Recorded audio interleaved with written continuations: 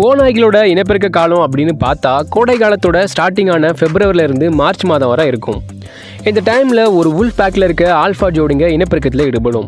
ஒரு பெண் உல்ஃபோட ஈஸ்ட்ரஸ் கிட்டத்தட்ட 3 வாரம் வரை நீடிக்கும். அதாவது ஒரு பெண் ஓனாய் கிட்டத்தட்ட 3 வாரம் வரை இணை சேர்றதுக்கு ரெடியாக இருக்கும். இதுங்களோட மேட்டிங் முடிஞ்சிடுச்சுன்னா பெண் ஓனாய் கிட்டத்தட்ட 62லேருந்து 75 நாட்கள் வரை பிரெக்னெண்ட்டாக இருக்கும். அதாவது அடுத்த 2 மாதத்தில் ஏப்ரல்லேருந்து மேக்குள்ளே இதுங்க குட்டிகளை போடும். ஓநாய்கள் எப்பவுமே 6 ஏரி மாதிரியான நீர்நிலைகள் இருக்கிற இடத்துலையும் அதிகமான இறைவிலங்கள் இருக்கிற இடத்துலையும் காணப்படுற இயற்கையாக அமைஞ்ச குகைகள், பாறைகளோட பிளவுகள், அடர்ந்த தாவரங்கள் இருக்கிற பொந்துகள்லையும் குட்டிகளை போடும்.